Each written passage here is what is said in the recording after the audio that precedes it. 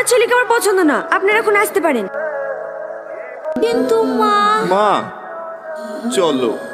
দাঁড়ান আপনারা দাঁড়ান। এই রীতি, তোর কি মাথা খারাপ হয়ে গেছে? এত সুন্দর একটা বিল প্রস্তাব এসছে আর তুই রাজি হসি নে? ছেলেটা কোথায় দেখতে খারাপ? চাচা ছেড়ে দে, ও যখন পছন্দই না ওকে আর জোর করেন না। চলো মা। মা গাড়ির চাবিটি মনে ফেলে তুই চলে এসছি, তুমি একটু দাঁড়াও, আমি গেলে আসছি।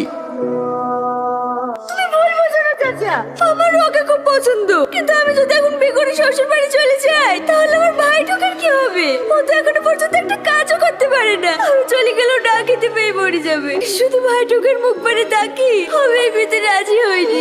তুই এই কথাটা ওদের সামনে বলতে পারতি। ওরা যা মানুষ দেখুনো, দরকার হলে তোর ভাইটাকেও সাথে করলি যাইতো। পরে ছিলি চাচা, একদিন দেখবে দুদিন দেখবে, 3 দিনের বেলাকে ঠিক চোখের বিষয় যাবে। কিন্তু তুই কি আর এত ভালো সম্বন্ধ পাবি? কি বলো চাচা, আমাদের কপালে তো মদ কুরবা 2 ছেলের বাপ ছাড়া আর কিছুই জুটবে না। এত ভালো ছেলের বউ হওয়া আমার ভাগ্যে নাই। তুই যা ভালো বুঝিস তাই কর। আসছি। কি হলো বাপ তুমি? ওই চাবিটা নিতে ভুলে গেছিলাম চাচা। ও এই রীতি, চাবিটা কোথায় পড়ে আছে দেখ দিনে।